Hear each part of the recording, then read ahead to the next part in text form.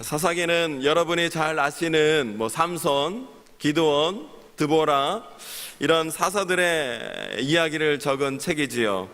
평상시에는 자기네 평소 업무를 생업에 종사를 하다가 외부에서 적이 쳐들어와 나라를 빼앗겼다든지 하는 국가적 위기를 당하게 되면 군대를 일으켜서 전쟁을 통하여 나라를 구원하는 일을 주로 감당하고, 또 재판관이나 또 선지자들의 직무를 감당하기도 했던 사람들이 이 사사인데, 이 사사들의 행적과 역사를 기록한 책이 바로 사사기입니다. 그런데 사사기를 가만히 묵상해 보면 사사기는 단지 사사들의 그냥 행적과 역사만을 기록한 단순한 책만은 아니라는 것이지요. 사사기에는요, 아주 중요하고 의미심장한 주제가 녹아 있는 것을 보게 되는데, 그 주제는 바로 인간의 어리석음입니다. 하나님 앞에서 인간이 얼마나 어리석고, 하나님 앞에서 인간이 얼마나 우매하고, 또 하나님 앞에서 인간이 얼마나 하나님의 은혜를 속히 잃어버리고, 또 얼마나 하나님 앞에서 죄악된 길로 속히 달려가고 죄악을 범하는가, 이런 인간의 어리석음을 계속적으로 고발하고 있는 것이 바로 사사기라는 것이지요. 사사기 보면 인간의 이러한 어리석음이 하나의 순환고리, 사이클을 이루어 계속적으로 이야기마다 나타나고 있는 것을 보게 됩니다. 아마 여러분들도 이것에 대해서 많이 들어보셨을 텐데요. 어떤 순환고리가 있습니까? 첫 번째, 이스라엘이 하나님 앞에 범죄하게 되지요. 그러면 하나님이 그것에 대해서 무엇을 하십니까? 징벌을 내리십니다. 그러면 세 번째, 이스라엘 백성들이 고통 가운데 하나님 용서하여 주옵소서 하나님 앞에 회개하며 나오지요. 그러면 하나님이 사사 등을 일으켜 세워서 그 이스라엘 백성들을 고통 가운데서 구원해 주시는 구원의 역사를 베풀어 주시고, 그리고 그 이후에 이스라엘 백성들 가운데 한동안의 태평한 시절이 계속되는 것을 보게 됩니다. 이와 같이 죄악, 징벌, 회개, 구원, 태평, 이러한 사이클이 사사기 이야기마다 계속 순환고리를 이루면서 나오고 있는 것을 보게 돼요. 오늘 우리가 읽은 본문 말씀에서도 이 순환고리대로 나오고 있는 것을 보게 됩니다. 먼저 7절 상반절의 내용을 보면 이렇게 기록이 되어 있죠. 제가 읽겠습니다. 이스라엘 자손이 여호와의 목전에 악을 행하여, 이렇게 하나님 앞에 범죄하죠. 죄악을 저지르죠. 그렇게 되니까 8절 상반절에 이렇게 기록이 되어 있습니다. 여호와께서 이스라엘에게 진노하사 그들을 메소포타미아 왕 구산 리사다임의 손에 파셨으므로 해서 이방 민족에 의하여 나라를 빼앗기게 하셔서 고통 가운데 징벌을 허락하시게 되지요. 그렇게 되니까 이스라엘 백성들이 그 고통 가운데 어떻게 합니까? 9절 상반절에 보면 이스라엘 자손이 여호와께 부르짖음에 주님 용서하여 주시고 우리를 구원하여 주옵소서 회개하며 나오게 되니까, 하나님은 이에 대하여 9절 하반절에 보면 여호와께서 이스라엘 자손을 위하여 한 구원자를 세워 그들을 구원하게 하시니 하면서 사사를 통하여 세우사 그들을 구원하시는 구원의 손길을 베풀어 주시고, 그렇게 되니까 21절 상반절에 보면 그 땅이 평온한 지 40년에 이렇게 기록된 것처럼 태평한 시절이 이렇게 이어지고 있는 것을 보게 되죠. 이와 같이 오늘 본문에서도 이스라엘의 죄악, 하나님의 징벌, 이스라엘의 회개, 하나님의 구원, 이스라엘의 태평, 이와 같은 순환고리가 사사기 이야기마다 계속적으로 나오고 있는 것을 우리가 보게 됩니다. 오늘 본문뿐만이 아니고요, 오늘 본문 이어서 나오는 사사 에훗에 관한 이야기도 마찬가지고, 4장 5장에 나오는 드보라에 관한 이야기도 그렇고, 또 6장 7장 8장 우리가 잘 알고 있는 기드온의 이야기도 그렇고, 또 10장 11장 길르앗 사람 입다 이야기도 이와 같은 순환고리 틀 속에서 이야기가 전개되고 있는 것을 우리가 보게 되더라는 것이죠. 그렇다면 하나님께서 이러한 사사들의 이야기를 통해서 이 말씀을 읽는 오늘 우리에게 궁극적으로 하시고자 하는 하나님의 뜻이 무엇일까요? 우리가 이것을 좀 초점을 맞춰야 되는데, 이것은 아까 말씀드린 대로 하나님 앞에서 인간이 얼마나 어리석은 존재인가, 얼마나 은혜를 쉽게 잊어버리고 죄악을 범하는 어리석은 존재들인가 하는 것을 말씀은 우리에게 계속적으로 보여주고 있는 거예요. 하나님 앞에서 범죄함으로 이스라엘 백성들이 쓰디쓴 채찍을 맞고 징계를 받았음에도 불구하고 또다시 죄를 범하여 고난을 자초하고 또다시 범죄함으로 더 큰 고난을 당하는 등 또다시 계속해서 죄악을 범하고 있는 이 어리석은 인간들의 모습이 바로 이와 같다. 너희들도 한번 봐라 라면서 우리들의 연약한 죄악된 모습을 우리에게 계속해서 보여주고 있는 거예요. 이 구절들을 한번 잘 살펴볼까요? 사사기 3장 12절 제가 읽어보겠습니다. 이스라엘 자손이 또 여호와의 목전에 악을 행하니라 라고 말씀하고 있어요. 상반절에 보면 사사기 4장 1절에 보면 이렇게 또 기록되어 있습니다. 에훗이 죽으니 이스라엘 자손이 또 여호와의 목전에 악을 행하매. 또 6장 1절에 보니까 또 이렇게 기록되어 있어요. 이스라엘 자손이 또 여호와의 목전에 악을 행하였으므로. 그리고 마지막으로 사사기 10장 6절의 말씀을 보니까 이스라엘 자손이 다시 여호와의 목전에 악을 행하여. 이렇게 계속 기록되어 있는 거예요. 반복되고 있는 말이 뭐예요? 또 다시. 마치 그거 같지 않습니까? 우리 어머니들이 자녀가 잘못하면 뭐라 그래요? 너희 너희 또 그러면 아주 그냥 절단 낼게. 아주 그냥 그런 모습이에요. 우리가 그런 모습을 보여주고 어린아이와 같은 우리들의 인간들의 모습, 야단치시는 어머니와 같은 안타까운 하나님 아버지의 마음을 이 말씀을 통해서 우리에게 보여주고 계시는 것 같아요. 이 말씀을 읽으면서 어떤 분들은 아마 이렇게 생각하는지 모르겠어요. 아유, 이스라엘 백성들을 정말 못 쓰겠구먼. 얼마나 시절 같으면 저렇게 매를 맞고 또 저런데야. 아유, 안 돼. 이스라엘 백성들 못 써. 시절 따라 열매를 맺어야 되는데 시절 따라 시절 같은 짓을 한다고. 근데 신앙의 수준에 있는 우리 서산제일교회 성도님들은 아마 그렇게 생각하지는 않으시겠죠. 믿음의 수준이 있고 영적으로 깨어있는 성도라면 이 말씀을 읽는 가운데 아유, 이스라엘 백성들 이런 것이 아니라 어떻게 해요? 하나님으로부터 그렇게 많은 은혜와 사랑을 받았음에도 불구하고 여전히 순종하지 못하고 여전히 말씀대로 살지 못하고 여전히 죄악을 범하고 있는 내 자신의 부끄러운 모습을 우리가 먼저 되돌아볼 수 있어야 한다는 것이에요. 때문에 오늘 우리는 이렇게 하나님 앞에 징계를 받고 매를 맞으면서도 계속해서 죄악을 범하고 있는 이스라엘 백성들의 이 모습을 통하여 오늘 나에게도 여전히 있는 이러한 어리석고 연약하고 죄악된 모습을 되돌아보는 가운데 더욱더 주님의 십자가 보혈을 의지함으로 우리의 모든 죄악에 대하여 깨끗이 용서함 받는 은혜가 우리에게 먼저 있길 원하고, 또한 다시는 우리가 죄악의 길에 설지 않겠습니다 다짐하고 결단하는 가운데 우리의 마음을 새롭게 하는 은혜가 저와 여러분 모두에게 있기를 주의 이름으로 축원합니다.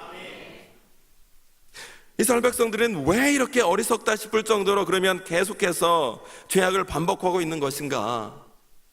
수많은 징벌을 받고 수없이 하나님 앞에 매를 얻어맞으면서도 왜 또 그들은 다시 이렇게 범죄를 하는 가운데 스스로 고난과 고통을 초래하고 자초하고 있는가 생각해 봤을 때 오늘 본문의 말씀은 그 이유에 대하여 이스라엘 백성들 가운데 두 가지가 없기 때문이다 라고 말씀하고 있는 것을 오늘 우리가 살펴보면서 함께 은혜를 나눠보려고 합니다.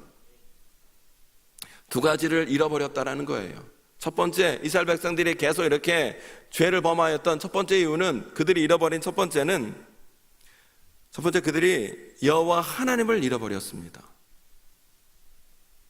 그리고 여호와 하나님의 그 크신 구원의 은혜와 사랑을 그들이 잃어버렸기 때문에 늘 이들이 범죄함 속으로 계속 달려들고 있더라는 거예요.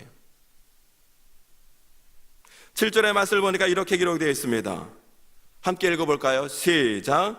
이스라엘 자손이 여호와의 목전에 악을 행하여 자기들의 하나님 여호와를 잊어버리고 바알들과 아세라들을 섬긴지라. 아멘. 자기들의 하나님 여호와를 잊어버리고 있다는 거예요. 잊어버렸다는 거예요. 그리고 사사기 2장 12절 13절에 보니까 제가 한번 읽어보겠습니다. 애굽 땅에서 그들을 인도하여 내신 그들의 조상들의 하나님 여호와를 버리고 다른 신들 곧 그들의 주위에 있는 백성의 신들을 따라 그들에게 절하여 여호와를 진노하시게 하였으되 곧 그들이 여호와를 버리고 바알과 아스타롯을 섬겼으므로 라고 또 얘기하고 있어요. 여호와를 버렸으므로, 하나님을 버렸으므로. 또 사사기 8장 34절에서도요 이렇게 기록되고 있습니다. 제가 읽어보겠습니다. 이스라엘 자손이 주의 모든 원수들의 손에서 자기들을 건져내신 여호와 자기들의 하나님을 기억하지 아니하며. 기억하지 않았다는 얘기는 뭐 했다는 얘기예요? 잊어버렸다는 얘기 아닙니까? 이와 같이 잊어버리고, 하나님을 잊어버리고, 하나님을 버리고, 하나님을 기억하지 않고 있더라는 거예요. 이 말씀을 통해서 이 말씀들을 통해서 보건대 이스라엘 백성들이 하나님의 목전에서 계속해서 이렇게 범죄하였던 가장 크고 중요한 이유는 그들을 구원하신 구원의 하나님을 이들이 잊어버리고 하나님을 버리고 하나님을 기억하지 아니하였기 때문에 자꾸 이들이 범죄하고 있다라고 성경이 지금 진단하고 있는 거예요. 힘들고 어려운 시절을 보낼 때에 그들을 지켜주시고 인도하여 주시고 보호하여 주셨던 그 하나님, 그리고 원수와 대적으로부터 고통당할 때, 어려움을 당할 때에도 기적 같은 방법으로 인도하여 주시고 구원해 주셨던 여호와 하나님의 은혜와 능력을 그들이 잊어버리고 버리고 기억하지 아니하는 가운데 망각하니까 계속적으로 반복적인 죄악을 이스라엘 백성들이 범하고 있더라는 거예요. 이것을 만약에 한자성어로, 이러한 이스라엘 백성들의 모습을 한자성어로 표현한다면 생각나는 글자가 딱 하나 있었어요. 배은망덕. 무슨 뜻이에요? 누군가로부터 은혜와 덕을 받았는데, 그렇잖아요. 누가 나를 도와주고 은혜를 베풀어 주셨어요. 그러면 아유 감사하다, 그 마음을 계속 우리가 품고 있어야 되지 않겠습니까? 근데 은혜와 사랑을 받아서, 덕을 받아서 어려운 시절을 벗어났는데 그 은혜와 덕을 어떻게 했어요? 잊어버리고 등 돌리고 오히려 또 배신했대요.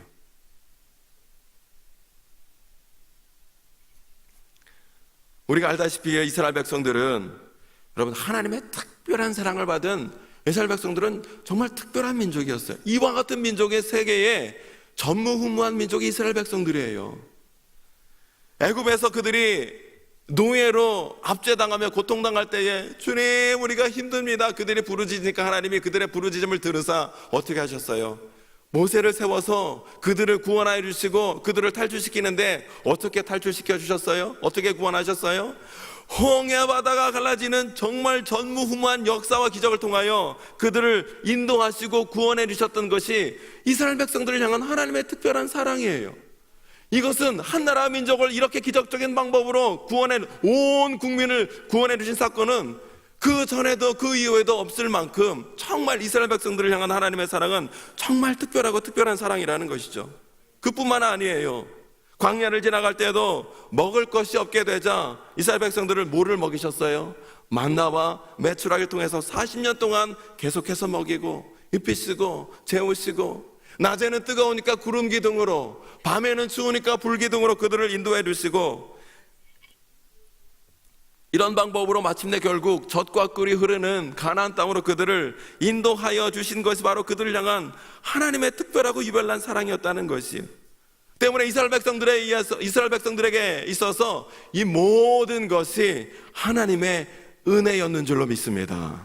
하나님의 은혜예요. 하나님의 은혜. 하나님의 은혜 아니고서는 이스라엘 백성들이 애굽에서 탈출하여 약속의 땅까지 갈래야 갈 수 없는 민족인데 하나님의 은혜로 이것이 가능했다는 말입니다.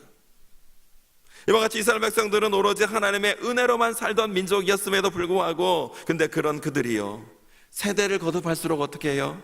하나님을 잊어버린대요. 하나님을 저버린대요. 하나님을 기억하지 않는대요. 그러는 가운데 하나님을 떠나 하나님이 가장 싫어하시는 다른 신, 다른 우상을 숭배하는 가운데 하나님을 거역하고 죄악된 일을 계속 반복해서 하고 있으니 이 얼마나 배은망덕한 일이겠냐는 것이에요. 모든 문제의 원인은 바로 여기 있는 것 아니겠습니까? 하나님의 그 크신 사랑과 은혜를 잊어버리는 것, 망각하게 되는 것, 그리고 하나님의 그 크신 구원의 감격과 기쁨을 다 잃어버린 채 살아가는 것, 그것이 바로 이스라엘 백성들로 하여금 계속적인 죄악의 자리로 나갈 수 있게 하는 것이었고, 또 오늘 저와 여러분들로 하여금 계속해서 하나님 앞에 범죄하게 하는 이유도 동일한 이유가 되고 있더라는 것이에요. 여러분, 저와 여러분이 죄악을 저지르지 않게 된다면 그것은 강력한 법조항 때문이 아닙니다. 물론 법조항 때문에, 법조항이 무서워서 벌금 내는 게 무섭고 감옥 가는 게 무서워서 우리가 죄를 저지르지 않게 하는 기능이 법조항도 있긴 있습니다만, 법으로는 우리 인간을 죄 짓지 못하게 하는 기능에는 한계가 있다는 거예요. 근본적인 대책이 될 수 없다는 거예요. 단지 우리 인간으로 하여금 죄를 짓지 않게 하고 죄를 능히 이기게 하는 것은 어떠한 율법 조항이 아니라 우리가 하나님의 사랑과 은혜를 깨닫고 하나님의 은혜와 사랑 가운데 머물러 있을 때에 우리는 능히 죄를 이기고 죄를 짓지 않게 되는 은혜와 능력을 공급받게 되는 줄로 믿습니다. 그래서 오늘 저와 여러분들이 죄를 짓지 않는다면 그 이유는 나에게 주어진 율법 조항 때문이 아니라는 거예요. 어떤 법조항 때문이 아닌 거예요. 나를 향한 하나님의 사랑과 은혜가 너무나 귀하고 감사하고 고마워서 하나님, 내가 주님의 사랑 가운데, 은혜 가운데 머물러 있겠습니다 하는 가운데, 그 은혜 가운데 머물러 있을 때에 우리가 죄를 짓지 않게 되는 것이지, 이 자리에서 떠나게 되면 우리는 여지없이 모든 것이 다 죄와 맞닥뜨릴 수밖에 없다라는 것이에요. 얼마 전에 우리가 큐티한 요한계시록 2장에 보면, 요한계시록 2장 2절 3절에서 예수님께서 주님이 사도 요한을 통하여 에베소 교회와 성도들에게 뭐라고 말씀하셨냐면 이렇게 말씀하셨어요. 한번 읽어. 에베소 교회를 향한 주님의 음성입니다. 함께 했습니다. 시작. 내가 내 행위와 수고와 내 인내를 알고 또 악한 자들이 용납하지 아니한 것과 자칭 사도라 하되 아닌 자들을 시험하여 그의 거짓된 것을 내가 드러낸 것과 또 내가 참고 내 이름을 위하여 견디고 게으르지 아니한 것을 아노라. 여러분, 이게 에베소 교회를 향한 칭찬입니까? 책망입니까? 칭찬이에요. 네가 나를 위해서 정말 인내하고 참는 가운데 이렇게 저렇게 수고하고 노력한 것 내가 다 안다. 고맙다. 그런데 궁극적으로 주님이 에베소 교회 교인들에게 얘기하고 싶은 것은 여기서 끝난 게 아니었어요. 에베소 교회와 교인들에게 주님이 궁극적으로 얘기하고 싶은 것은 다음 절에 있는 4절 말씀이에요. 4절 말씀을 함께 읽어볼까요? 시작. 그러나 너를 책망할 것이 있나니 너의 처음 사랑을 버렸느니라. 너가 나를 위하여 이렇게 저렇게 인내하고 수고하고 노력하고 헌신한 것 아무리 많다 할지라도 지금 너의 마음 가운데 나를 향한 뜨겁고 진실한 그 사랑, 눈물 흘리며 감사하고 감격했던 그 사랑이, 그 은혜가 지금 네 마음속에 있지 않다면 아무리 많은 것을 했다 할지라도 그 모든 것 전혀 아무것도 아니라는 거예요. 나와 상관이 없다는 거예요. 네가 예언하는 능력이 있고 네가 모든 비밀과 지식을 알고 있고 네가 심지어 산을 옮길 만한 믿음이 내게 있는다 할지라도 내 가운데 지금 사랑이 없으면, 나를 향한 사랑이 없으면 아무것도 아니라는 거예요. 소리 나는 구리, 울리는 꽹과리와 같은 뿐이라는 것이죠. 에베소 교회를 향한 이 책망이 혹시 나를 향한 책망이 아닌지 오늘 우리는 말씀을 통해서 우리의 모습을 좀 되돌아봐야 된다는 것이에요. 동일한 의미에서 예수님은 마태복음 15장 7절 8절에서도 이렇게 말씀하셨어요. 함께 읽어볼까요? 시작.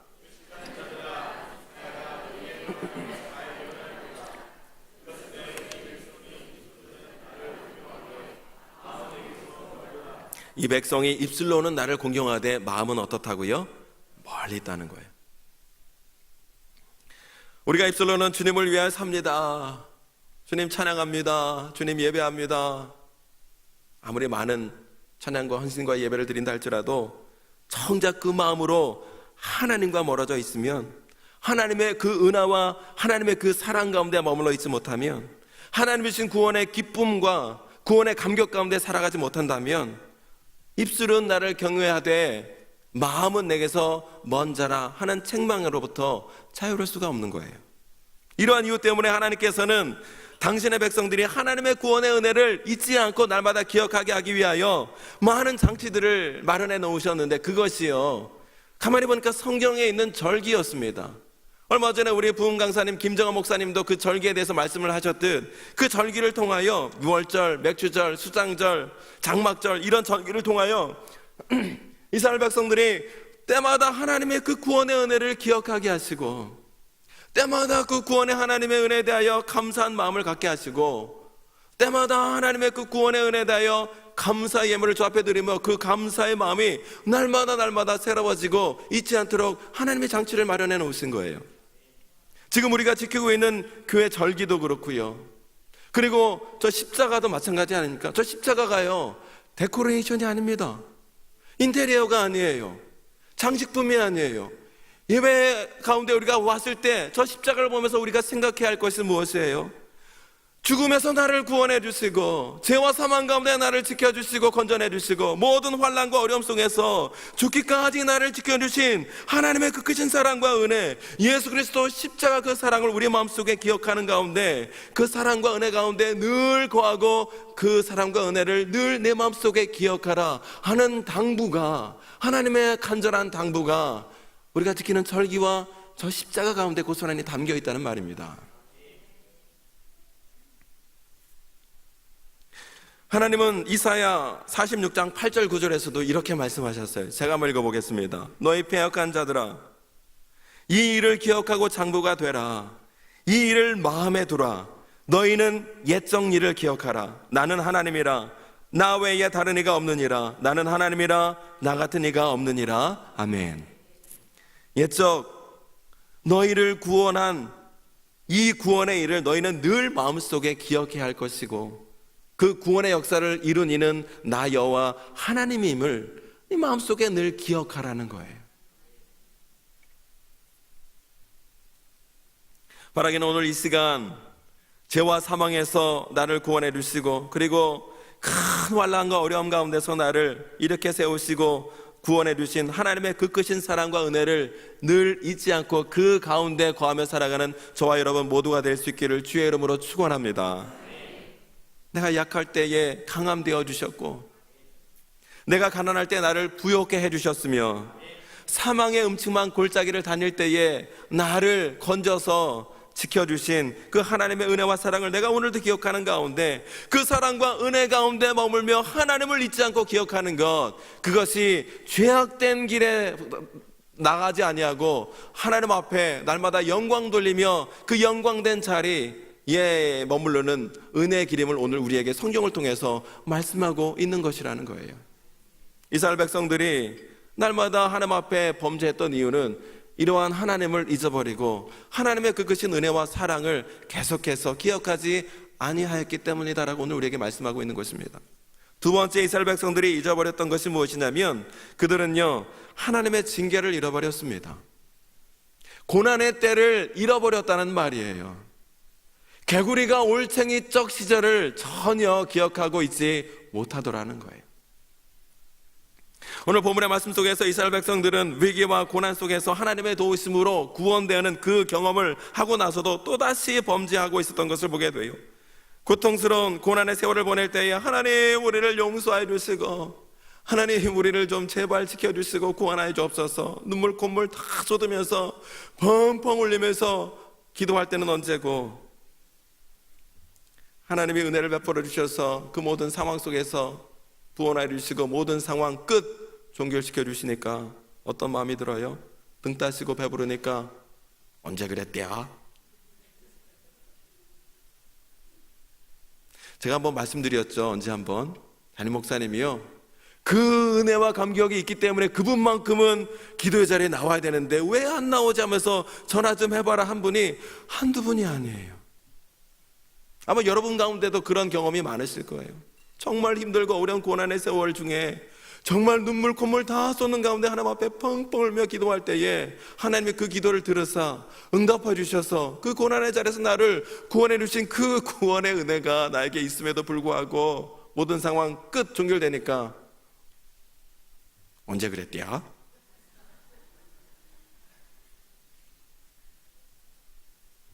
뭐 그냥 뭐 이렇게 사는 거지 뭐.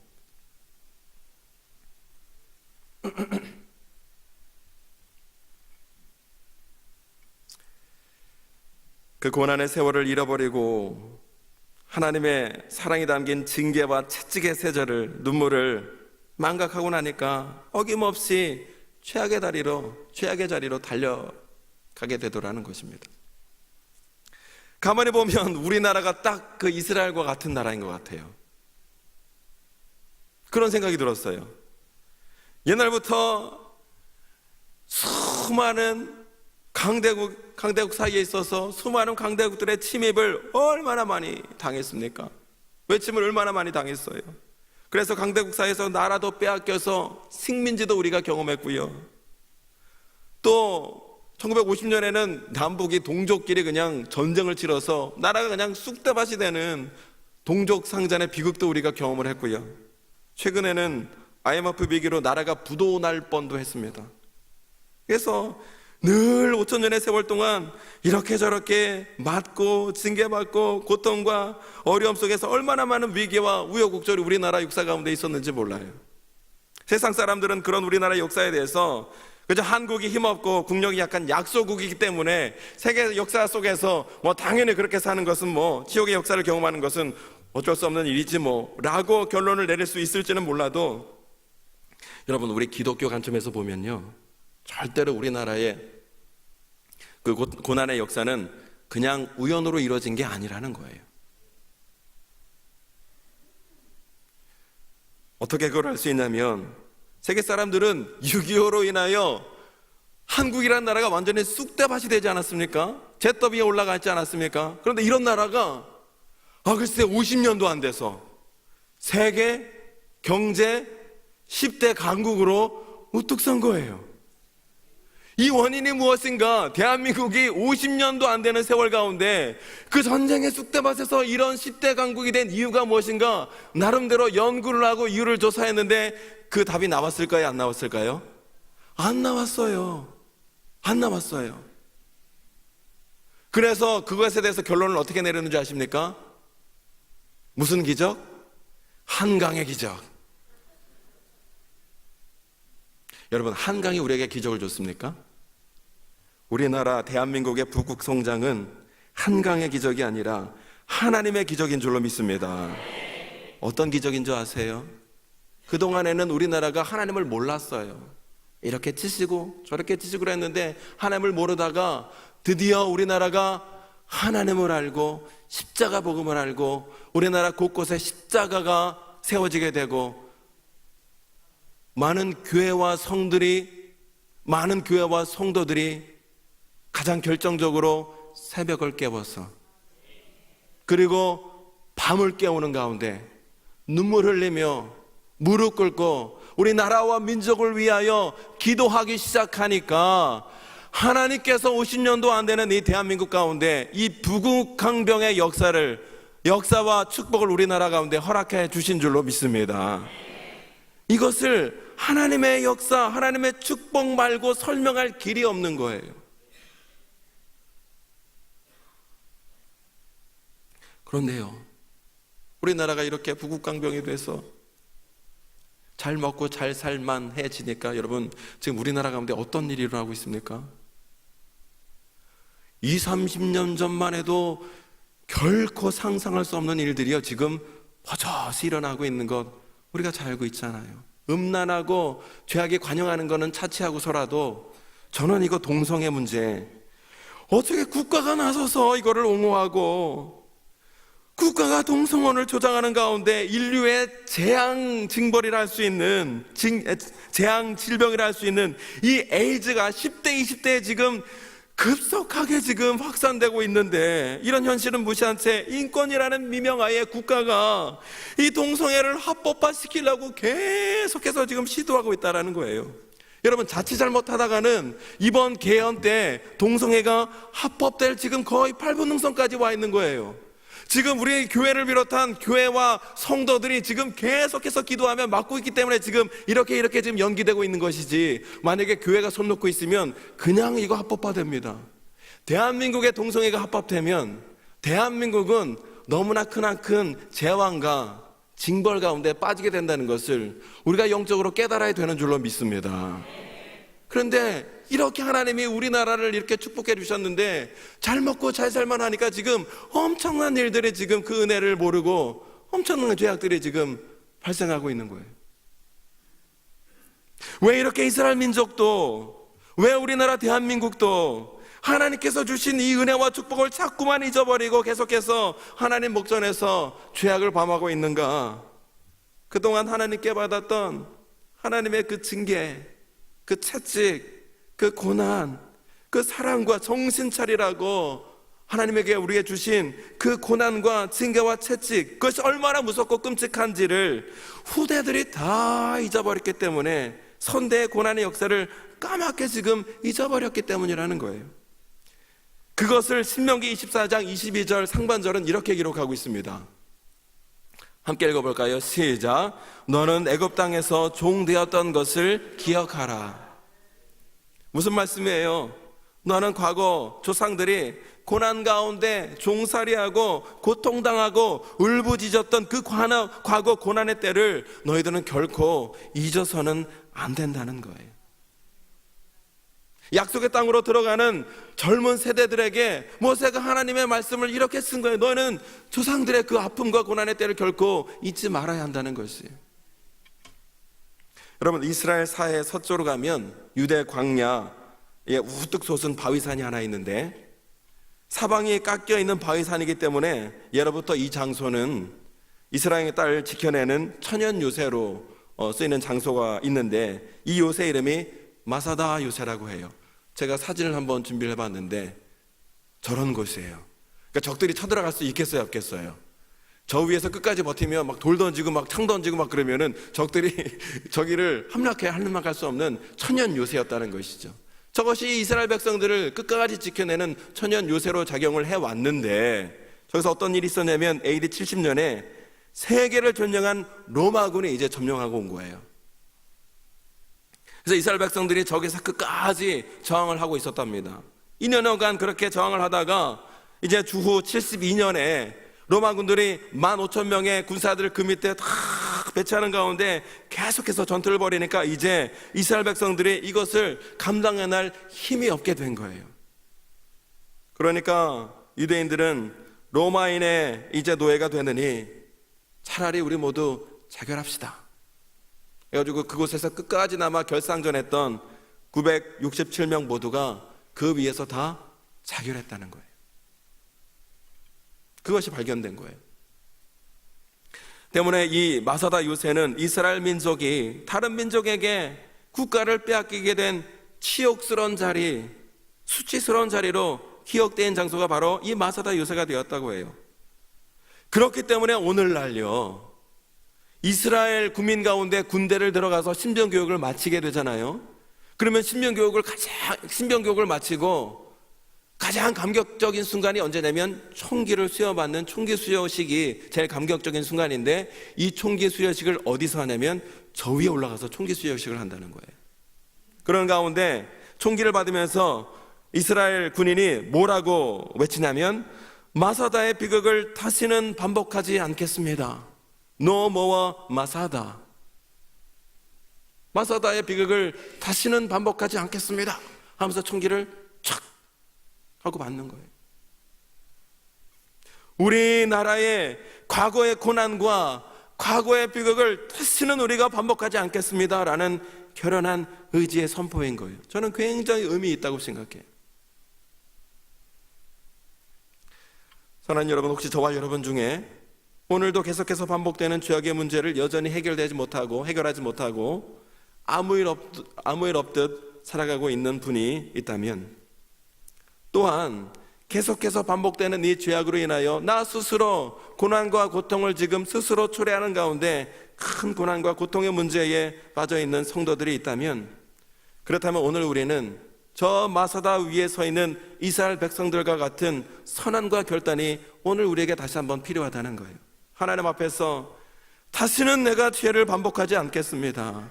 다시는 고난을 내가 반복하지 않겠습니다 라고 결단을 선언하는 가운데, 과거에 쓰라린 고난의 때를 기억하면서 결코 죄악을 반복하지 않겠습니다, 결코 하나님의 고난의 때를 자초하지 않겠습니다, 우리가 선포하고 선언하며 나아갈 때에 하나님이 도와주심으로 다시는 죄악을 범하지 않을 수 있도록 성령 하나님께서 우리를 인도하여 주실 줄로 믿습니다.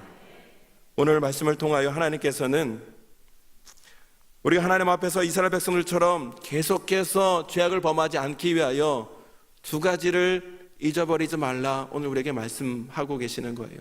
첫 번째, 무엇을 잊지 말라고요? 하나님을 잊지 말라는 거예요. 특별히 나를 구원하신 하나님의 그 구원의 사랑과 은혜를 잊지 말고 날마다 그 사랑 안에, 날마다 그 구원 안에 머물러 있어야 한다는 것이에요. 그래 우리 가운데 죄가 다시는 반복되지 않는다는 걸 오늘 우리에게 먼저 말씀하고 있고, 또 한 가지는 과거 고난의 때, 눈물의 때, 그때를 결코 잊지 말라는 거예요. 또다시 그 자리에 서지 않도록 날마다 우리의 마음을 새롭게 해야 한다는 것입니다. 저와 여러분 모두가 다시 한번 하나님의 은혜를 기억하고 또 고난의 때를 잊지 않는 가운데 늘 하나님의 은혜와 사랑 가운데 머물러 저와 여러분의 발걸음이 죄악의 자리가 아니라 날마다 하나님 앞에 영광 돌리는 복된 자리에서 하나님의 은혜와 사랑을 더욱더 풍성히 누리며 기쁨으로 살아가는 저와 여러분 모두가 될 수 있기를 주님의 이름으로 축원합니다. 기도하겠습니다. 하나님, 이스라엘 백성들이 날마다 하나님 앞에서 범죄를 계속해서 반복했던 것, 하나님을 잃어버리고 하나님의 그 크신 사랑과 은혜 가운데 잊지 못하고 떠났기 때문에 그들이 날마다 죄악이 반복되었고, 또 하나님이 그들을 징계하시기 위하여 허락하신 그 고난의 때, 징계의 때를 그들이 또다시 잊어버렸기에 날마다 죄악의 자리에 섰던 것을 말씀을 통하여 하나님 우리가 다시 한번 깨닫게 됩니다. 우리가 이스라엘 백성들과 같은 하나님 어리석음을 계속 범하는 자리에 오늘 우리가 있지 않은지 말씀의 빛을 비추어 우리의 삶을 되돌아볼 수 있도록 주님 도와주시고, 다시 한번 우리가 죄악의 자리 가운데서 허덕이는 자가 있다면 다시 한번 나를 구원하신 하나님과 하나님의 그 크신 구원의 은혜를 기억하는 가운데 그 은혜의 자리에 머물러 있는 자가 되게 하여 주시옵소서. 고난의 때를 잊지 아니하고 아버지 하나님 나를 사랑하신 그 크신 사랑을 기억하는 가운데 다시 그 고난의 때를 반복하지 않겠습니다. 결혼의 마음을 되잡을 수 있도록 인도하여 주셔서 이 고난의 선포, 이 고난을 다시 반복하지 않겠다는 선포 가운데 하나님 은혜와 능력을 도와주셔서 하나님 우리의 자리가 죄악의 자리가 아니라 하나님 앞에 영광 돌리는 자리로 살아갈 수 있는 우리 모두가 될 수 있도록 도우시고 인도하여 주시옵소서. 귀한 은혜를 우리 모두에게 이 밤에 충만하게 허락하여 주실 주님을 찬양하옵고 예수님의 이름으로 감사하며 기도합니다. 아멘.